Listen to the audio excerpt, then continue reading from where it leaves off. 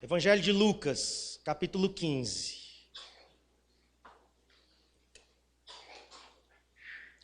A parábola do filho pródigo. E desse texto, eu vou falar sobre restaurando a identidade. Essa outra parte vai ficar para depois. Como eu não consegui, ultimamente está assim, né? Eu faço o esboço da pregação, só consigo pregar 1 ou 2 pontos, por conta da pregação se tornar extensa. E geralmente a gente tem um tempo de 1 hora. E hoje realmente eu tenho 1 hora, não é isso, Marcos? Marcos Alexandre, meu xará. Tem 1 hora, né? Ele está filmando, então eu vou ter que ir em cima mesmo. Então essa parte, restaurando a autoridade, ela vai ficar para uma outra oportunidade. Vamos falar hoje só sobre restaurando a identidade de filho. Então vamos para Lucas 15, 22 e 23. Mas o pai disse aos seus servos: depressa, tragam a melhor roupa e vistam nele. Coloquem um anel em seu dedo e calçados em seus pés. Tragam o novilho gordo e matem-no. Vamos fazer uma festa e comemorar.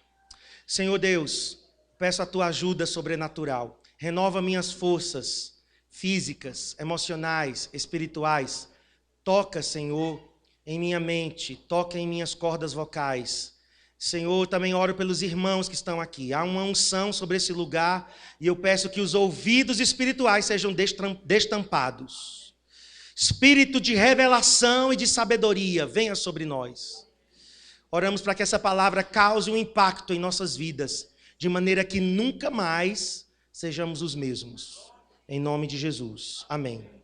Então, a parábola do filho pródigo, só Lucas relata essa parábola. Glória a Deus pela vida do médico Lucas. Ele registrou coisas que outros evangelistas não registraram. Se Lucas não tivesse escrito, não teríamos a parábola do filho pródigo. Então, conduzido pelo Espírito Santo, ele registra essa parábola tão linda e que mostra 3 pessoas importantes. Vou falar primeiro das 2 menos importantes, para depois falar da mais importante. Então, nós temos, digamos, o que a gente considera que não é o principal, mas a figura principal aqui é o pai, mas nós temos o filho pródigo. Pródigo significa gastador. Pródigo significa esbanjador. Aquele que gasta sem limites, perdulário. É um esbanjador das riquezas. Esse é o filho pródigo. E temos o irmão do filho pródigo, o irmão mais velho. Ele era o mais moço. E temos o mais velho. Então, temos aí essas 2 figuras. Mas todo o texto é permeado pela presença e a figura do pai. E eu quero começar essa mensagem focalizando no pai, no coração do pai, de onde deriva toda a paternidade. Se somos filhos, é porque temos pai. Não tem como falar de filiação, não tem como falar de identidade de filho sem falar de paternidade. Então eu vou colocar o pai como o ator principal da parábola. Os outros são coadjuvantes. E a Bíblia diz, queridos, que esse filho mais novo, ele matou o pai, não literalmente, mas ele matou em seu coração. Porque ele chega para o pai, pede a herança antecipada. Pai, me dá minha herança, porque eu quero sair pelo mundo e quero gastar do jeito que eu quiser. E o pai, então, dá a herança ao filho. Ele vai e parte para uma terra distante. Depois você pode ler aí os versículos 11, 12, 13.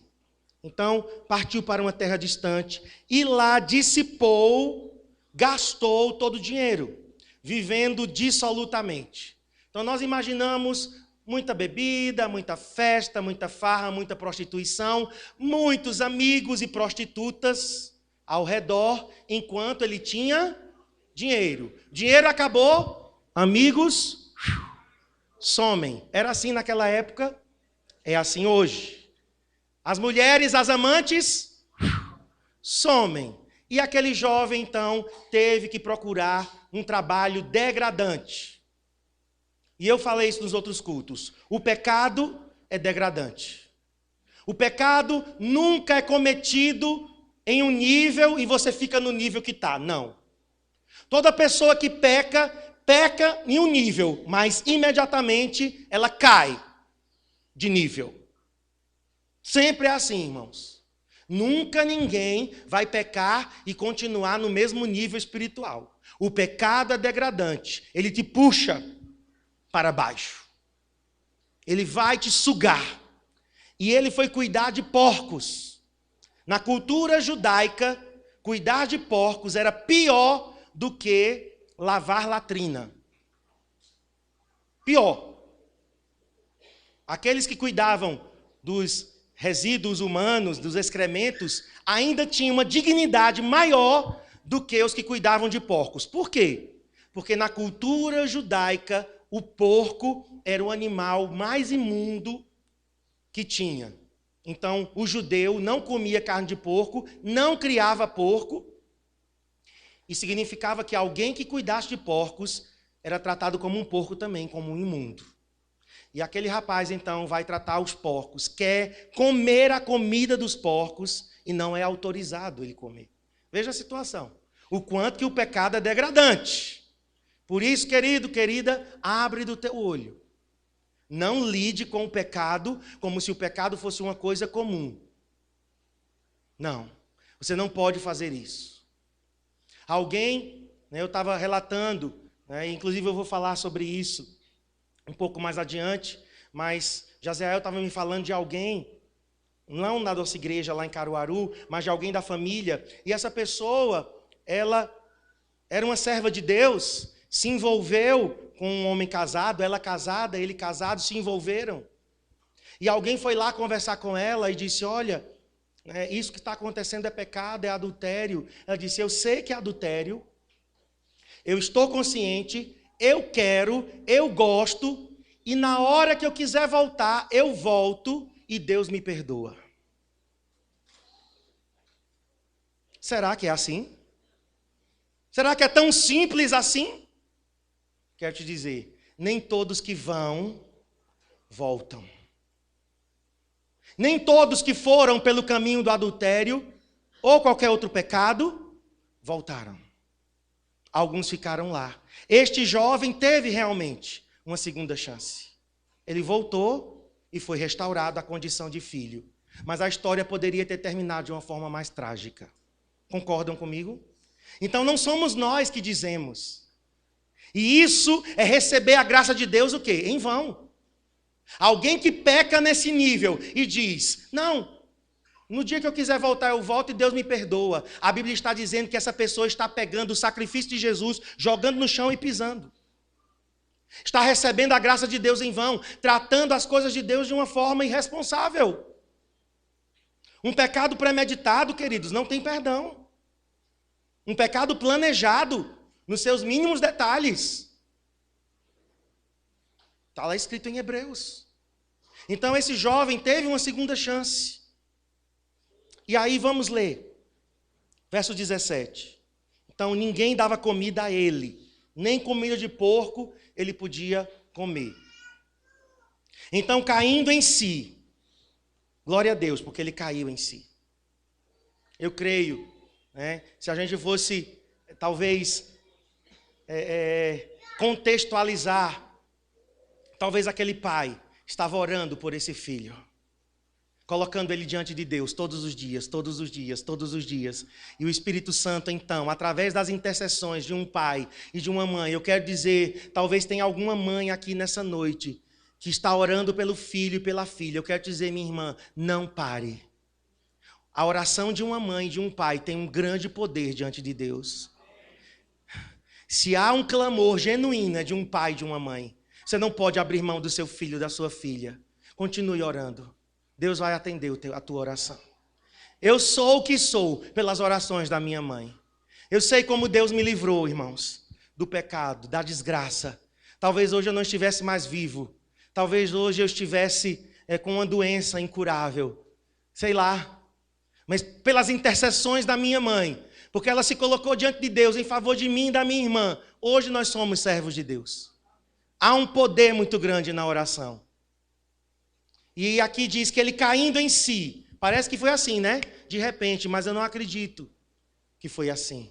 Aquele jovem estava coberto, regado de lágrimas do seu pai e de intercessão. Caindo em si, ele disse a si mesmo: quantos trabalhadores do meu pai têm pão com fartura, e eu aqui morro de fome. 18. Levantar-me-ei e irei ter com meu pai e lhe direi: Pai, pequei contra o céu e diante de ti. Agora presta atenção no verso 19. Como que o pecado degrada, como que o pecado atinge em cheio a identidade de um filho de Deus. Geralmente quem peca, um filho de Deus que peca, ele é atingido na identidade. Ele diz assim: não sou mais digno, Deus não me ama mais, Deus não me aceita, eu sou culpado, eu sou sujo, eu sou imundo. Geralmente a identidade é atacada. Ele diz: já não sou digno. A dignidade dele foi tirada. Já não sou digno de ser chamado teu filho. Ele está pensando, no que iria dizer. Trata-me como um dos teus escravos. Olha, a mentalidade de filho foi perdida. Ele já não se sentia mais como filho.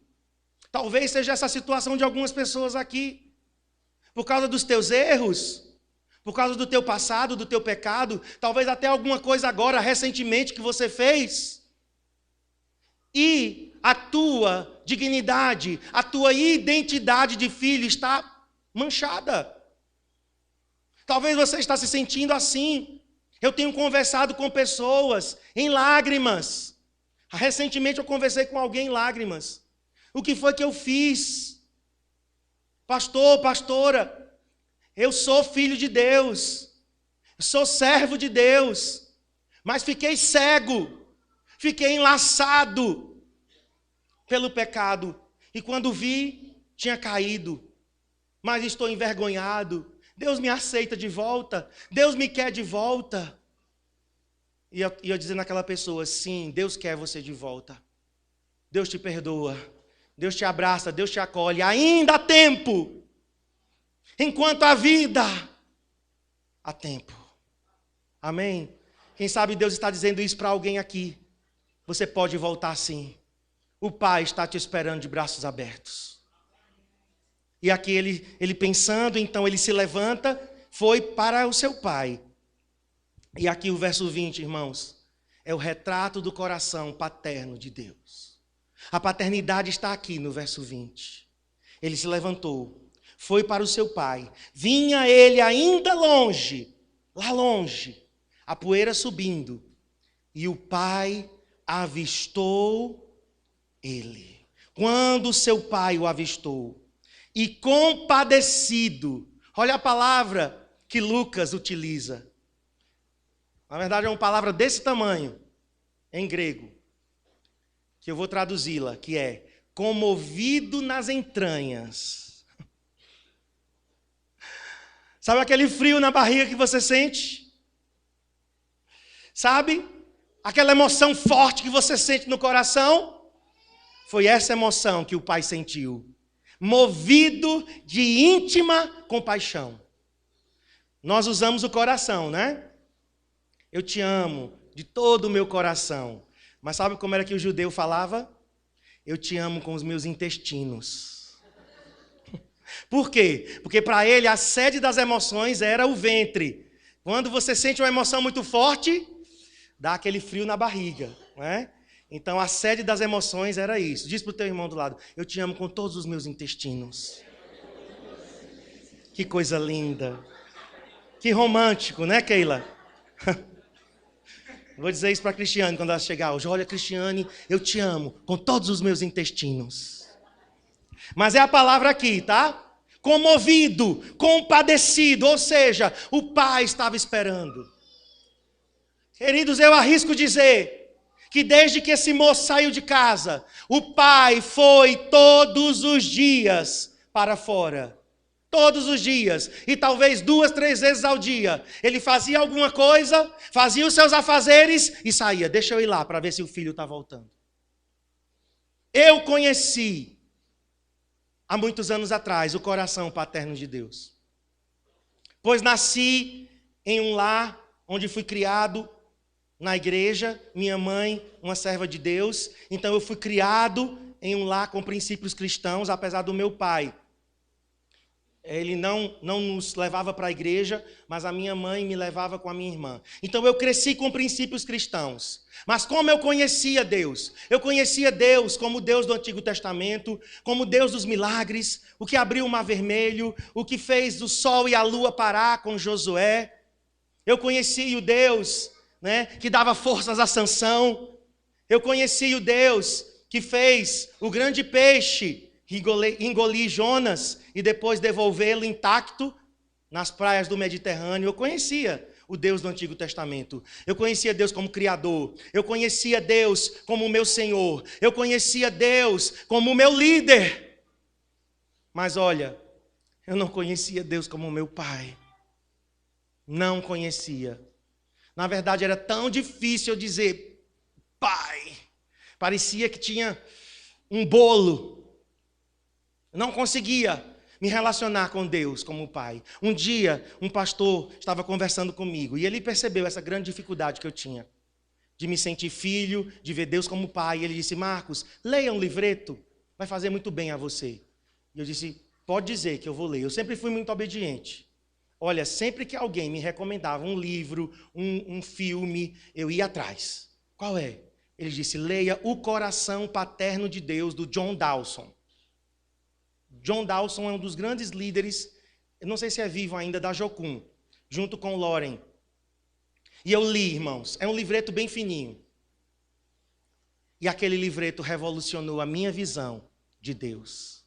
Deus não era mais o meu líder, apenas, Deus não era apenas o Criador, o Senhor, o Deus dos milagres do Antigo Testamento. Deus se tornou meu Pai. Finalmente, eu entendi que eu era filho. E que eu podia me aproximar dele e que ele iria me amar. Então, eu lembro que no ano de 2000, eu estava me preparando para ir para o encontro com Deus. Já era pastor, casado, já há alguns anos. E eu lembro que no pré-encontro, o pastor que estava dando o pré-encontro, ele contou uma história parecida com essa. Eu creio que foi uma adaptação do filho pródigo. E a história era a seguinte: um filho saiu de casa, rebelde, revoltado contra o pai, machucou o coração do pai e foi embora. Tempos depois, o filho se arrependeu, mas não sabia se o pai queria ele de volta. Então mandou uma carta e disse: pai, estou arrependido, quero voltar.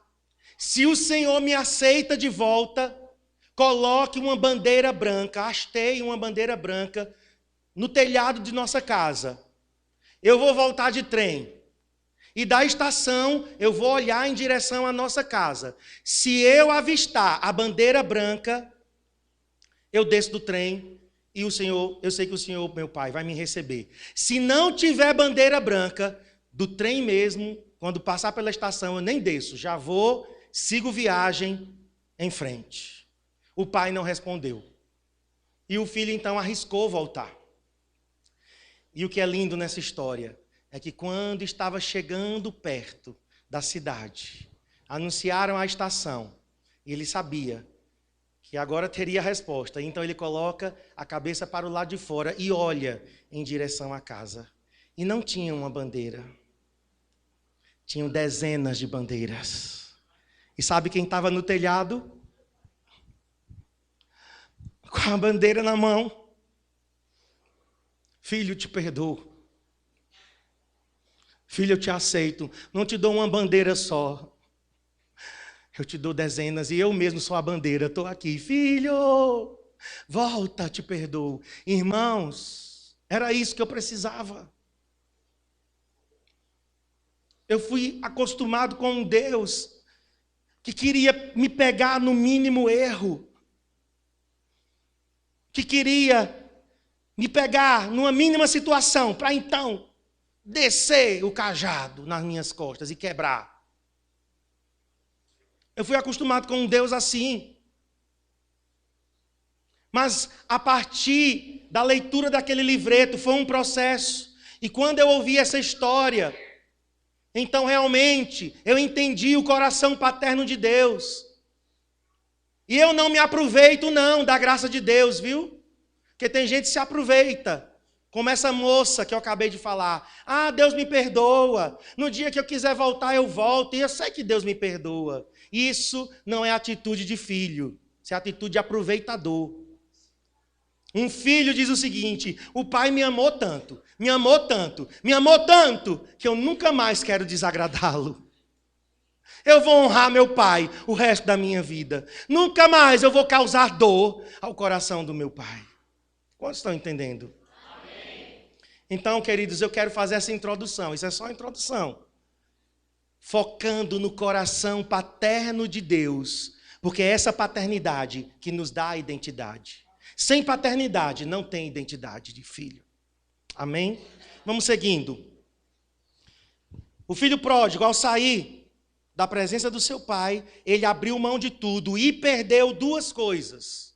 A que eu estou enfatizando agora é identidade, ok? Deixa a autoridade para depois. Ele perdeu as duas, mas eu só vou enfatizar a identidade. O diabo, sabendo...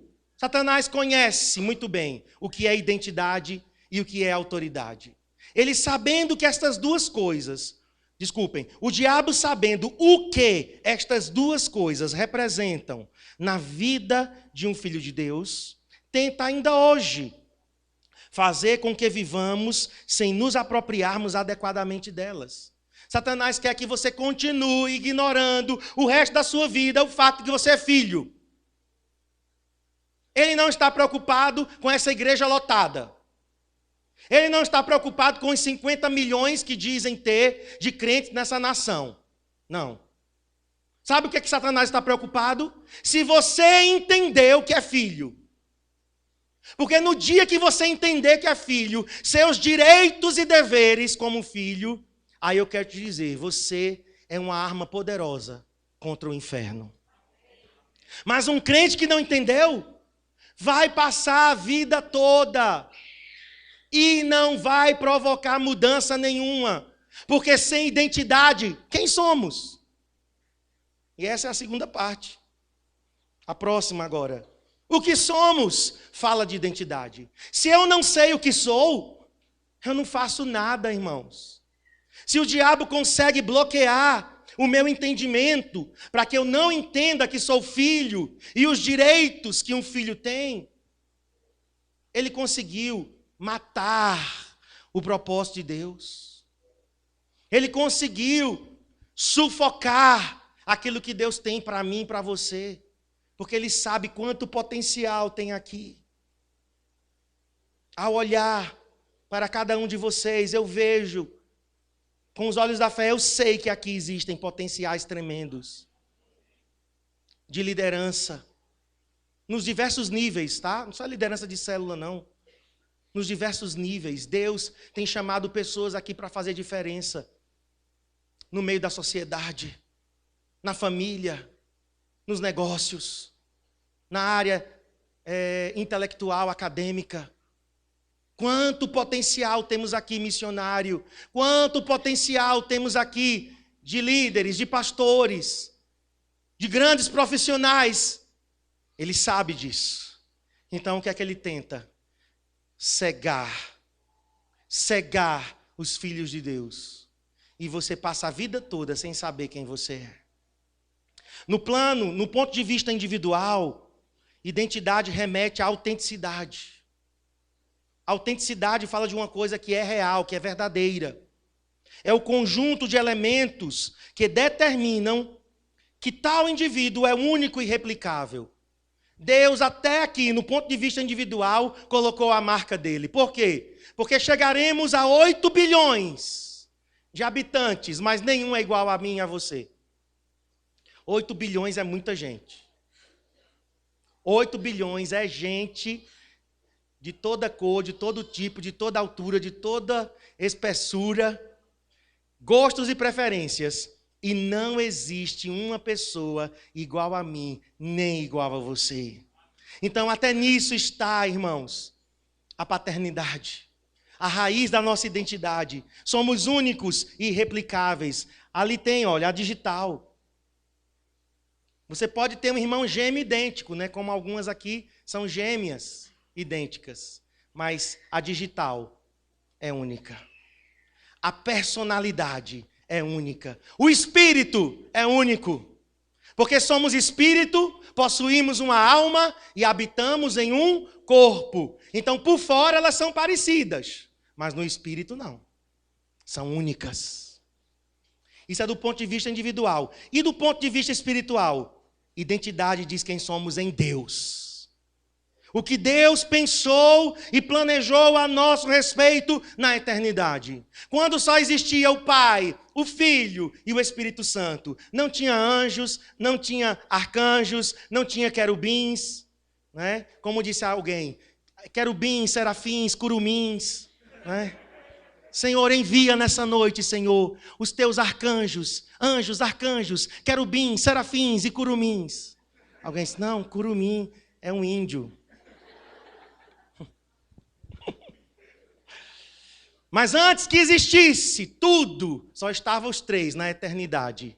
E lá, irmãos, os três, um só Deus em três pessoas, estavam conversando entre si ao meu respeito. Isso me emociona. Marcos Alexandre Pires da Rocha. É o nome dele. Vai nascer dia tal, mês tal, ano tal, em tal lugar, em tal cidade. Vai ser criado, educado, vai estudar. Ou seja, na eternidade, eu já tinha uma identidade garantida. Não sou obra do acaso. Amém? No dia que papai e mamãe decidiram me fazer, eles mal imaginavam que estavam sendo guiados pelo Espírito Santo. Amém? Não foi obra do acaso. O nome que eu recebi fala da minha identidade. Aqui na terra, né? Meu nome, Marcos Alexandre, foi em homenagem a um ex-namorado de uma amiga da minha mãe. Olha que motivo, né? Para você botar o nome do seu filho. Mas eu amo meu nome. Realmente, minha mãe teve um bom gosto. A amiga dela disse, olha, eu tive um namorado, Marcos Alexandre. Agora é Marcos com U, viu? Né? Não é com O, não. O nome dele tem que ser com U. Eu disse, gostei. E assim, que o outro Marcos Alexandre que está aqui não me ouça, mas o meu é mais bonito. Aliás, o meu é mais chique. Né? Marcos, latino. Pires, recebi da minha mãe. Por conta desse Pires, eu sofri muito, muito, muito na escola. Muito, irmãos. E ainda hoje, quando eu digo Marcos Alexandre Pires, aí tem gente, Alexandre Pires? Eu digo, Alexandre Pires, tem nada a ver com o cantor, se é isso que você está pensando, né? O negão não tem nada a ver comigo. Ele é ele, eu sou eu. Da rocha, do meu pai. Mas essa é a minha identidade terrena. A Bíblia diz, sabe o que é a respeito de nós? Que temos um novo nome, que ninguém conhece, a não ser Jesus. O segredo entre eu e ele. Um novo nome, está lá em Apocalipse. Um novo nome que ninguém sabe. Mas eu desconfio que nesse novo nome, eu levo o sobrenome do Senhor dos Exércitos. Então, na minha identidade, no meu DNA espiritual, está a marca de Deus. Então, queridos, não importa, né, o que nós vivemos. Eu sei quem eu era, irmãos. Mas a minha marca foi dada por Deus. A marca de um filho. Eu fiz tanta coisa errada. O pecado me assediou tanto, me chamou, me enlaçou. Meu Deus, como eu me envolvi com coisas feias, sujas, impuras. E muitas vezes o diabo dizia, você, e aquele dedão assim na minha cara, você, o que é que tu estás fazendo na igreja? E não se escandalize, mas às vezes eu ouvi essa palavra, safado. Você é um safado, como se aquilo fosse vomitado na minha cara. O que é que você está fazendo na igreja? Tu acha que porque é filho de crente, deixa de ser sem vergonha, você é um impuro, você é um imoral, você gosta de lama, você gosta de sujeira, de pornografia. Quantas vezes eu ouvi isso, irmãos? Mas isso não mudou o fato de que na eternidade eu fui predestinado para ser conforme a imagem do Filho de Deus. O primogênito entre muitos irmãos. Agora Jesus não é mais um unigênito. Agora ele é o primogênito. E Deus tem muitos filhos semelhantes a Jesus. E eu sou um deles. E você também. Amém? Então, queridos, a marca da nossa identidade tem que ser restaurada. Veja esse versículo de 1 João. Vamos ler comigo? Vejam como é grande o amor que o Pai nos concedeu, que fôssemos chamados filhos de Deus. Agora tem uma vírgula e há uma ênfase, diz o seguinte, bate a mão assim no peito, diz assim, o que de fato eu sou. Vamos lá, com a melhor cara de crente que você tem, diz, que de fato eu sou. Satanás, pode ranger os dentes. O inferno todo está aí, bufando de raiva. De fato, eu sou. Amém. Homem nenhum nesta terra vai mudar, nem principados, nem potestades, nem o inferno, nem o próprio Satanás pode mudar o fato de que eu sou filho de Deus. Amém. Quando eu me aproprio disso, eu viro um gigante. Quando esse versículo deixa de ser palavras e se torna realidade, João está dizendo, olha, ele nos amou com um amor tamanho, ao ponto de sermos chamados, Deus nos deu o privilégio de sermos chamados filhos de Deus. Mas ele não termina aí. Ele diz, de fato, somos. Ponto final. Acabou. Amém? Aí a gente começa a entender por que tanta fúria, né? Do diabo, que é a próxima parte. O ataque satânico contra a nossa identidade. Por que Satanás ataca tão fortemente contra a nossa identidade? Satanás odeia a nossa identidade de filhos de Deus. E aqui eu quero explicar até uma ideia errada que as pessoas têm. Quero te dizer, olha, o cristianismo ele não é dualista. O cristianismo não é colocando Deus de um lado e o diabo do outro. Duas forças cósmicas que lutam entre si. O bem, Deus. O mal, Satanás. E Deus está lutando com o mal e é um cabo de guerra. Deus de um lado, Satanás do outro. E a gente agora está do lado de Deus, dando uma mãozinha a Deus. Vamos, Deus, vença, vença. E tem hora parece que é o diabo que está vencendo. Essa visão não é bíblica. Deus não está lutando contra Satanás. Satanás está lutando contra os filhos de Deus. Sabe por quê? Porque Satanás não pode atacar a Deus diretamente. Porque sabe que ele não é besta de fazer isso. Ele sabe muito bem o lugar dele. Ele sabe que se Deus fizer assim, ó, tchau, Satanás. Se Deus fizer assim, foi, acabou. Se Deus piscar o olho dele, já era tudo. Se realmente, irmãos, nós temos a visão bíblica, nós vamos colocar Satanás no lugar dele.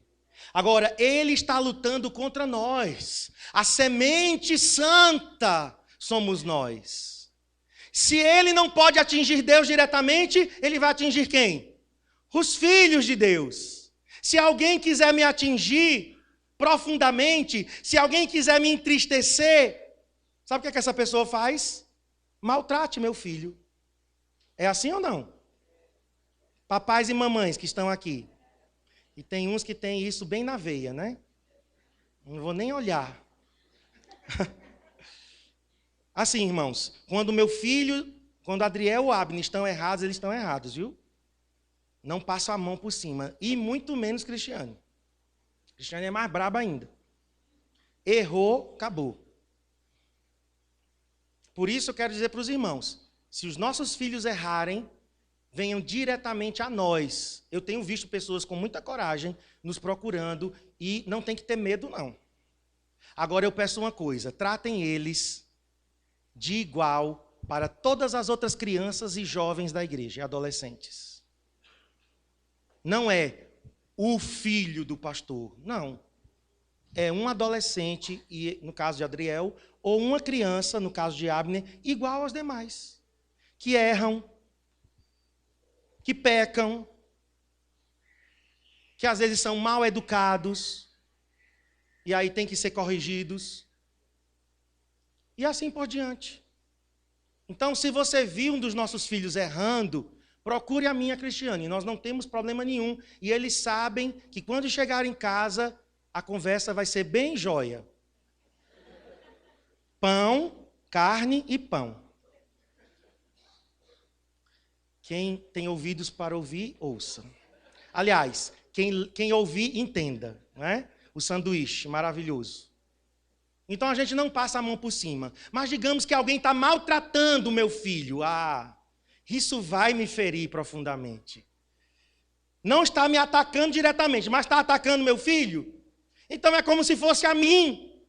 Assim é, irmãos, como o diabo faz. E ele, como Nabucodonosor, agora eu vou usar o exemplo desse rei terrível. Vamos lá para Daniel, capítulo 1.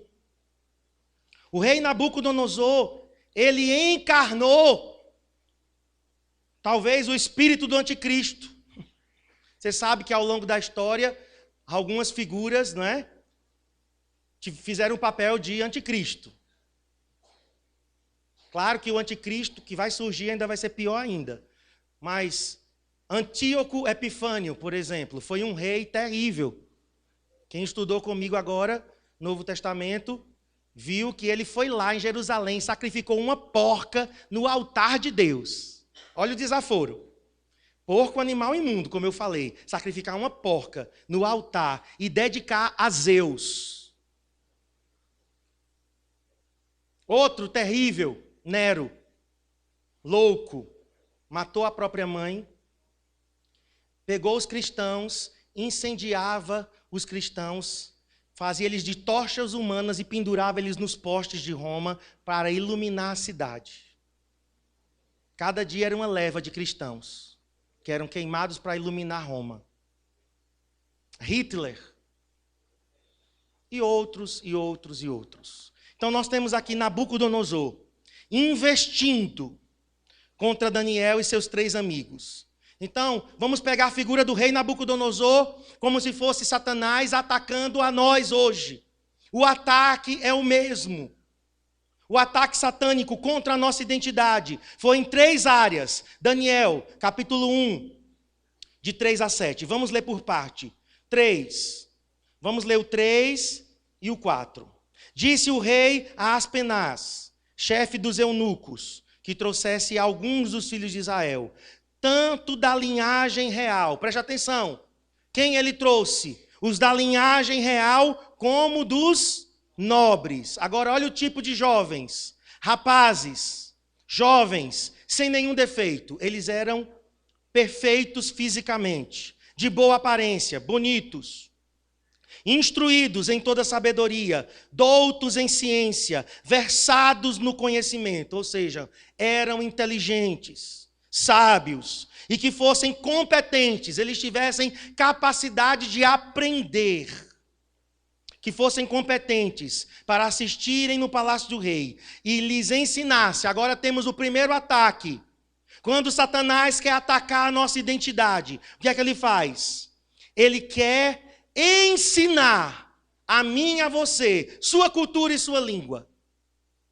Não estou falando de idioma aqui, não é português, inglês, não é esse tipo de idioma. É uma linguagem que demonstra valores e princípios do inferno. Cultura e língua. Então aqueles rapazes foram arrancados de Israel, fizeram uma viagem de 2 meses, 1.500 quilômetros a pé, chegaram na Babilônia e lá disseram: vocês têm que estudar a literatura. A palavra aqui, cultura, também é traduzida como literatura e língua dos caldeus. Olhe para mim, essa mesma doutrinação está sendo feita hoje no mundo em que vivemos. Nossas escolas estão passando por isso aqui. A cultura e a língua do inferno, a cultura e a língua diabólica está sendo, aos poucos, implantada no nosso sistema educacional. Os que assistiram o filme ontem viram a realidade americana. Aquilo já acontece nos Estados Unidos. Então, na lei federal, não pode ser citado o nome de Jesus, não pode ser citado o nome de nenhum livro, que seja Bíblia, que seja Alcorão, né? Eles querem a separação completa do Estado, do Estado e da religião, da igreja e do Estado. Isso já acontece. No Brasil, está sendo diferente. Nós não temos uma proibição ainda nas escolas, mas o que é que nós temos? A ideologia colocada nos livros didáticos, nas cartilhas.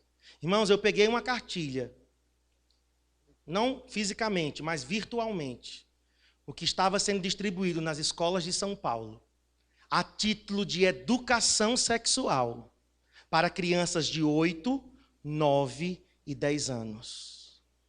Aquilo não é uma cartilha, irmãos. Aquilo é literatura pornográfica. Ensinando crianças como colocar um preservativo. Crianças, não são jovens de 15, 16, 17. Esses aí já sabem. Crianças. A professora leva uma banana para a sala de aula. Isso é o que o nosso governo, os governos estaduais e o governo federal está fazendo. Um dia eu vou trazer aqui uma mulher de Deus chamada Damares Alves. Estou com muito desejo de trazer ela, para ela falar o que está acontecendo dentro das escolas. Uma doutrinação de sodomia,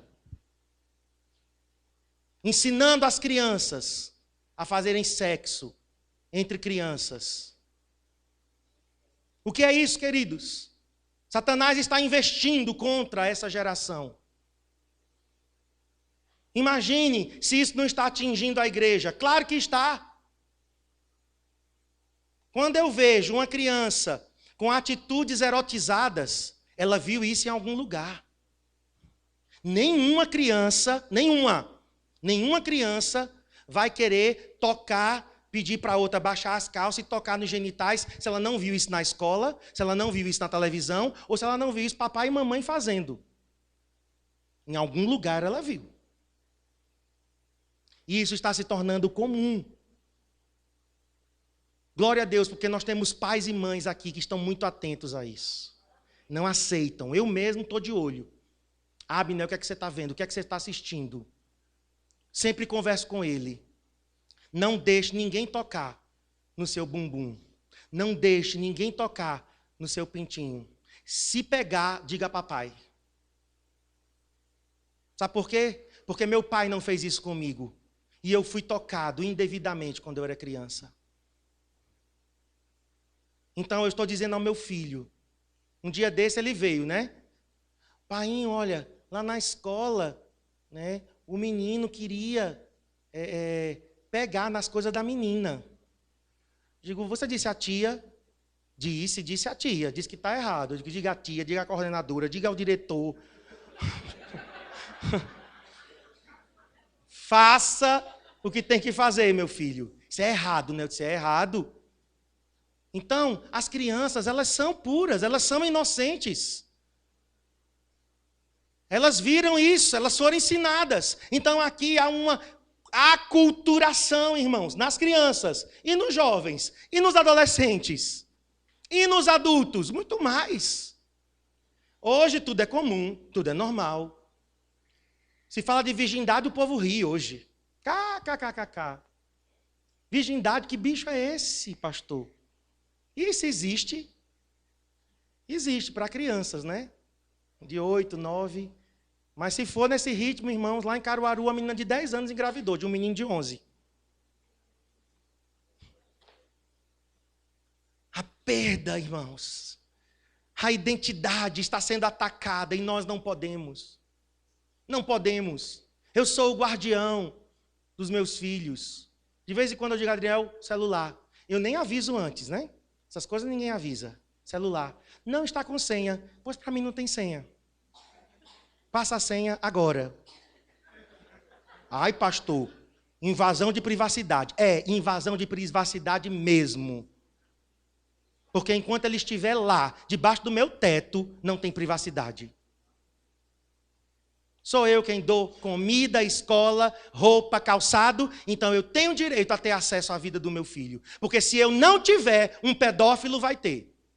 Se eu não tiver, uma prostituta vai ter. Se eu não tiver, outro colega da escola vai ter. Então eu prefiro eu ter. Quando ele estiver grande, aí ele tem o celular dele, com senha criptografada, com o que for. Mas aí ele já é dono da vida dele. Mas está comigo e eu faço isso. Vou no histórico. E não apago o histórico não, eu digo, viu? Se apagar o histórico, eu sei. Vou no histórico. Está vendo o que no YouTube? Você sabe que o YouTube tem coisas maravilhosas, pregações, louvores, tem tudo. Mas tem pornografia no YouTube. Histórico. Ah, navegou de forma anônima, foi? Estás pensando que eu nasci ontem? Não sou besta não, Adriel. Por que você navegou anonimamente? Está escondendo o quê? E é assim, irmãos. De vez em quando, cartas na mesa. Periodicamente, cartas na mesa. Por quê? Porque eu quero formar um Daniel. Amém? É um trabalho. Criação de filhos é uma obra de arte, é artesanal. Mas se depender da minha oração, e se depender da oração da mãe, e da brabeza da mãe, miséria queima. Ele já é um Daniel. A aculturação, irmãos. Agora vamos para o segundo ataque. Através da alimentação. 5, verso 5. Determinou-lhes o rei a ração diária. Determinou-lhes o rei o que eles iam comer todo dia. Das finas iguarias da mesa real e do vinho que ele bebia. E que assim fossem mantidos por 3 anos. 3 anos recebendo aquela alimentação. E ao cabo dos quais, ou seja, no término dos 3 anos, aqueles jovens seriam chamados para assistir diante do rei. Poxa, que privilégio! Barack Obama da época. Satanás. Quantas pessoas estão seduzidas por isso? Rei Nabucodonosor, o imperador da maior potência mundial da época, separando alguns para durante 3 anos serem aculturados, serem educados na língua babilônica e comida do rei. Alguns, aos olhos humanos, vão dizer o quê? Foi a chance da vida de Daniel, de Ananias, Misael e Azarias. Quem eram eles? Uns provincianos, judeus, de uma província esquecida, lá, num canto, agora no palácio. Queridos, eu quero te dizer, tentaram de todo jeito arrancar Deus da vida de Daniel, mas não conseguiram. Este homem termina a vida como homem de Deus, tendo visões. Esse homem teve revelação do que vai acontecer nos últimos dias. Daniel 7, 8, 9, 10, 11, 12. Daniel está velho, jejuando 21 dias. Não conseguiram babilonizá-lo. Não conseguiram. E se depender de mim, não vão conseguir. Nem na minha vida, nem na minha casa e nem na vida das minhas ovelhas. Olhe, queridos, você quer ver o brabo? É quando o diabo toca numa ovelha minha. Hoje eu fiquei brabo, viu? Me vira aqui, batendo nesse púlpito, quase quebrando. Não era contra ninguém não, viu? Mas eu estava consumido pelo zelo de Deus contra esse espírito de prostituição que está atacando os jovens. De vez em quando eu ouço um relato. De vez em quando eu... Ai, mas hoje... Primeiro veio aquela coisa.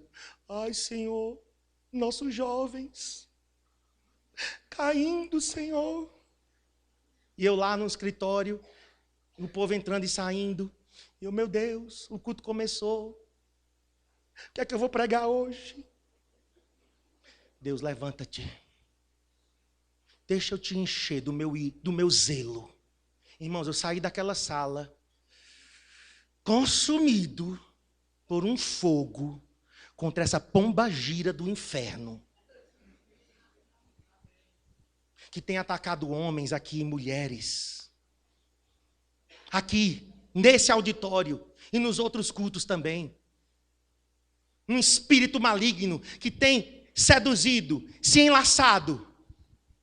E você agora, com seu aparelhozinho na sua mão, você tem acesso a tudo e a todos. E o inferno tem vomitado através disso aqui. E as pessoas estão achando comum. Não. Se eu já ia jejuar, pois amanhã, já determinei em meu coração, vai ser fogo cruzado agora. Só estou esperando minha amada esposa chegar hoje à noite, porque quando eu disser, ela vai pegar fogo também, que eu já conheço. Quando eu der o relato a ela, ela vai dizer, o quê? Peraí, Marcos. É capaz de fazer uma vigília hoje a noite toda. Pisando na cabeça desse demônio. Desse espírito maligno que vai cair.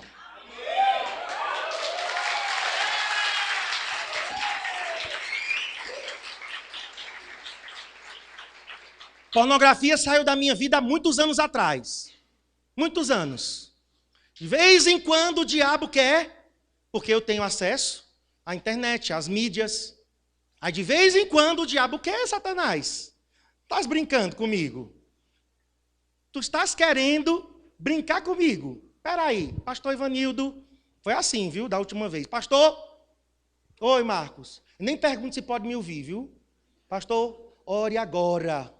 Por quê? Não, porque eu estava com um celular que não era meu, e eu tive que botar isso no concerto, peguei um celular emprestado, e nesse celular veio uma coisa de pornografia. E na hora que eu fui lá, né, ver um negocinho, apareceu, em segundos. Digo, Satanás, comigo? Ah, você perdeu. Comigo não. Peguei na hora o telefone, pastor, ore agora, porque eu sei o que é que o diabo quer. Eu sei. Já sei a forma como ele trabalha. E assim é, irmãos. Eu não brinco com pornografia, não. Eu sei com quem eu estou lutando. Eu sei o terreno que eu estou pisando. E já disse ao meu filho mais velho, eu não quero pornografia. Se tem uma coisa que me sobe uma ira, se chama pornografia. Porque eu sei que quem acessa a pornografia está abrindo a porta para os piores demônios entrarem dentro de casa. Eu sou capaz de quebrar esse celular.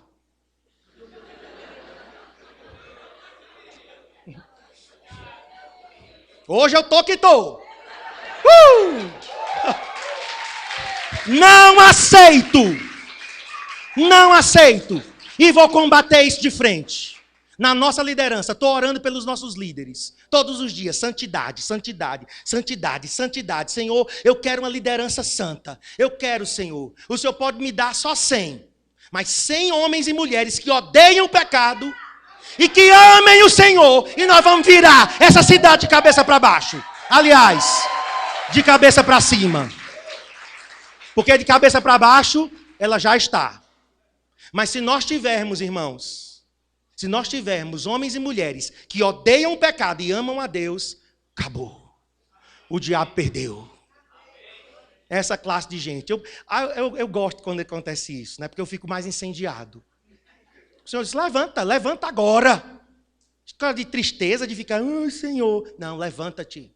Pois agora eu estou consumido pelo zelo de Deus.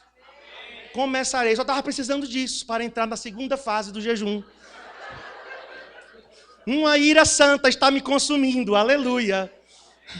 E hoje eu falei de Jesus entrando no templo com um chicote e derrubando mesa e expulsando cambista. Pronto, era o que eu precisava. Claro que eu não estou aqui atacando ninguém, viu? Ninguém. Meu pensamento não é em ninguém, pelo contrário. Amamos as pessoas e as abraçamos. Como fazemos isso sempre. Uma pessoa cai em pecado, a gente abraça. O quê? Você não vai ficar prostrado, não. O diabo está querendo dizer que você vai ficar caído. Não, você não vai ficar. Levante-se. Você é amado por Deus. Nossa guerra não é contra carne e sangue, mas contra principados e potestades. Amém? Então, a investida aqui, irmãos, foi na alimentação. O que é alimentação? Aquilo que você absorve. Aquilo que você precisa para preencher, muitas vezes, o vazio. Jesus disse, a minha vontade, a minha comida, aliás, a minha comida consiste em fazer a vontade do meu Pai. Então, Jesus se alimentava da vontade do Pai. Como a gente canta, e este é meu pão, tua vontade feita em mim. Então Jesus enchia, não o estômago físico, mas Jesus enchia o espírito dele em fazer a vontade de Deus. Agora, quando um crente não faz a vontade de Deus, mas ele faz a vontade da sua própria carne, ele está comendo da mesa de Nabucodonosor. Quando um crente não consegue renunciar, quando ele não consegue dizer não a ele mesmo, porque a renúncia faz parte da caminhada com Cristo, a cruz, então ele está se alimentando das finas iguarias. Parecem deliciosas, viu? Deliciosas. Mas no final não é não. No final são amargas. Eu quero te dizer, não sente à mesa para comer com Nabucodonosor. Você tem que se alimentar das coisas de Deus. Você tem que dizer assim, meu pensamento está nas coisas do alto. Eu estou vivendo aqui na terra, Senhor. Eu trabalho, eu estudo, eu tenho casa, eu tenho filhos, tenho responsabilidades aqui nessa terra, pago conta. Senhor, estou vivendo a minha vida, mas eu vivo aqui com o meu pensamento na eternidade. Eu estou sendo alimentado pelas coisas do céu. E por último, o pior ataque de todos. Sim, eu falei de alimentação, mas esqueci. Alimentação significava aliança com o rei. Então eu fui pesquisar por que Daniel não quis comer da comida de Nabucodonosor. A maioria dos comentaristas dizem o seguinte, porque a comida era impura, porque a comida era sacrificada a ídolos, porque a comida tinha muita carne de porco, e é tudo verdade. Mas um comentarista me chamou a atenção. Ele disse o seguinte, Daniel não queria fazer aliança com Nabucodonosor.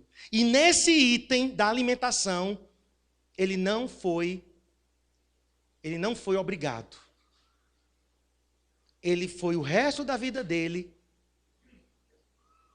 compromissado em não comer da mesa do rei Nabucodonosor. Porque sentando à mesa e comendo, ele estava dizendo, rei, eu tenho uma aliança contigo. As outras coisas foram impostas a Daniel. Daniel, ele teve que aprender a cultura caldeia, ele teve que aprender a língua e o nome dele foi trocado. Isso foi imposto. Conosco é uma outra situação. Mas nesse ponto aqui, que é o principal, ele não comeu. Ou seja, Nabucodonosor não conseguiu mudar a identidade daquele servo de Deus. Proibiram ele de orar. Lá na frente, o rei Dario, proibiram. Ninguém faz oração. 30 dias tem que orar a mim. Tem que fazer petição a mim, o rei. Daniel disse: eu não obedeço. 3 vezes ao dia ele abria a janela e orava voltado para Jerusalém. Nisso ele foi pego e jogado na cova dos leões. Em quê? No compromisso dele com Deus. Olha o único defeito que acharam nele: o compromisso dele com Deus. Isso é lindo demais, irmãos. Um homem irrepreensível. Daniel, no Antigo Testamento, é uma das grandes figuras. Ele é colocado, sabe ao lado de quem? De Noé, de Jó. E lá no profeta Ezequiel, ou é no profeta Jeremias, está dizendo Noé, Jó e Daniel. 3 homens de Deus, destacados pela sua fidelidade. Mas vamos terminar. A última investida satânica contra a identidade foi na troca dos nomes. O nome de Daniel, o nome de Ananias, Misael e Azarias. Os 4 tinham nomes com Deus ou Jeová no nome. Daniel. Então, todo nome terminado em El, no Antigo Testamento, é um nome que tem o nome de Deus, Elohim. Todo nome terminado em Ias, Isaías, Miqueias, Malaquias, todo nome terminado em Ias tem o nome Jeová, Yahvé, que é a contração Iá. Então, Daniel significa Deus é meu juiz. Esse era o nome dele. Sabe qual foi o nome que Nabucodonosor deu a ele? Beltesazar. Isso significa Belete ajude o rei. Quem era Belete? Belete era a deusa casada com Bel. Bel era a divindade principal da Babilônia. Então, Belete era a deusa principal da Babilônia. Então, Daniel foi tirado o nome dele. Olha a tentativa de tirar o nome de Daniel e colocar o nome daquela deusa pagã. O nome Ananias significa o Senhor é gracioso. O Senhor é gracioso. Mudaram o nome dele para Sadraque. Sadraque significa sob o comando de Acu. Acu era um deus babilônico, o deus da lua, casado com a deusa Sim. Então, mudaram o nome dele de o Senhor é gracioso para sob o comando, sob a influência de Acu. Misael, esse aí foi escrachado mesmo, né? A raiva do diabo. Misael significa quem é como Deus é. É uma pergunta. Quem é como Deus é? Sabe o nome? Mesaque. Quem é como Acu é? Olha a mudança. E Azarias significa o Senhor ajudou. Foi trocado por Abednego, adorador de Nabu. Nabu era um deus babilônico. Ou seja, o nome dos 4 tinha a identidade de Deus. Foram trocados por nomes pagãos com deuses babilônicos. Mas não afetou aqueles 3 jovens, Ananias, Misael e Azarias. Quando foram desafiados a se prostrar diante da imagem, não se prostraram. Então, a identidade deles foi preservada. Amém? Vamos finalizar então. Como é que Deus restaura, irmãos, a nossa identidade? O pai diz, tragam a melhor roupa. Voltando agora para a parábola do filho pródigo. Roupa fala de identidade. A roupa que aquele rapaz chegou, suja, fedida a porcos, contaminada, talvez rasgada, como um mendigo. E o pai diz, depressa, depressa, não demorem. Não quero meu filho vestido dessa forma. Tragam a melhor roupa e vistam nele. Então era uma nova identidade. A verdade não era uma nova, era o resgate da identidade original. Esse meu filho estava morto e reviveu, estava perdido e foi achado. Vestir-se, irmãos, desculpem, eu pulei aqui uma referência, né? Roupas fala de identidade. Gênesis 37:3 fala de Jacó dando a José, que era o filho mais amado que ele tinha, dando a José uma túnica. Essa túnica foi objeto de inveja. Essa túnica foi objeto de ciúme. Quando José vestia aquela túnica, ele estava dizendo: sou filho do meu pai. Eu tenho identidade. Meu pai me ama. Isso provocou ódio nos seus irmãos. José vai até os irmãos, vê como é que eles estavam, e a primeira coisa que a Bíblia diz, quando José ia se aproximando, os irmãos pegam a túnica de José, rasgam, tiram a túnica dele e jogam ele numa cisterna vazia. Pegam a roupa dele, molham no sangue e levam para o pai, dizendo que uma fera tinha comido José. Porque roupas falam de identidade. Vestir-se no Antigo Testamento é assumir uma nova identidade, é assumir uma nova postura, ou um reconhecimento público da identidade de alguém. Eu peguei 2 exemplos. O de José também, se apresentando a Faraó. Gênesis 41, verso 14. Quando José foi se apresentar a Faraó, a Bíblia diz que ele mudou de roupa. Ele vestiu novas vestes, vestes limpas. Não era mais um encarcerado, agora era José intérprete de sonhos. Daqui a pouco, Faraó vestiu ele com vestes reais, e José agora era primeiro-ministro. Esté 6, de 7 a 9. Quando o rei quis honrar o homem que tinha feito bem a ele, o rei Assuero, perdeu a noite de sono. Deus faz assim. Quando ele quer nos lembrar de alguma coisa, às vezes ele tira o nosso sono. E o rei Assuero disse: eu quero fazer um bem a alguém que me livrou da morte. Amã, vem cá. Amã, o que é que eu devo fazer para o homem a quem eu quero honrar? Eu quero honrar um homem. O que é que eu devo fazer? Amã, pegue suas vestes reais, vista esse homem, coloque ele em cima do cavalo e saia pela cidade aclamando esse homem, porque Amã achava que era ele. Aí o rei Assuero disse: então, Amã, faça isso com Mordecai. É a ele que eu quero honrar. Mas aqui fala o quê? Mordecai vestido com vestes reais. E depois Mordecai foi exaltado também a primeiro-ministro do Império Persa. Então eu quero finalizar, irmãos, dizendo que o Pai restaura a nossa identidade. Nós vamos orar agora, mas eu quero te dizer, se você está com vestes sujas, o Pai restaura a nossa identidade. Amém? Fique em pé e nós vamos agora ler quem somos. Olha a nossa identidade, olha o nosso RG. Nosso RG espiritual. Faltou as referências aí.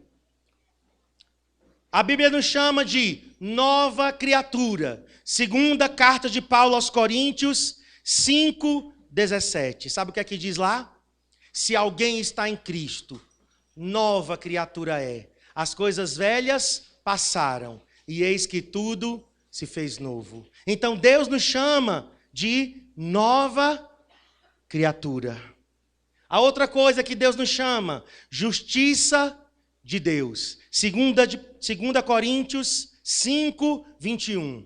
Diz que agora Ele nos fez justiça de Deus. Ou seja, quando Deus olha para Marcos, Ele não vê Marcos. Primeiro Deus olha para Jesus. E quando Deus olha para Jesus, então Deus me vê em Cristo. Antes eu era pecador. Antes sujo, impuro. Agora feito justiça de Deus. A segunda coisa, irmãos, João 1:12. Somos chamados de filhos, mas a todos quantos o receberam, deu-lhes o poder, deu-lhes a autoridade de serem feitos filhos de Deus. A Bíblia nos chama de adoradores. João 4:23 diz que agora os verdadeiros adoradores adorarão ao Pai, em espírito e em verdade. A Bíblia nos chama, irmãos, de discípulos. João 13:35 diz que nós seremos conhecidos como discípulos. A Bíblia nos chama de vencedores. Aliás, mais que vencedores. Romanos 8:37 diz: em todas essas coisas somos mais que vencedores. E a Bíblia nos chama também de santos irrepreensíveis. Efésios 1, verso 4. E a lista não acaba aí. Poderia ter muito mais coisas que a Bíblia nos chama. E nós vamos orar agora em cima de cada uma desses itens da nossa nova identidade. Feche seus olhos. Diga comigo: Senhor, Tu restauras a minha identidade. Em Cristo eu sou restaurado. Vestes novas são colocadas sobre mim. Diga: eu sou uma nova criatura.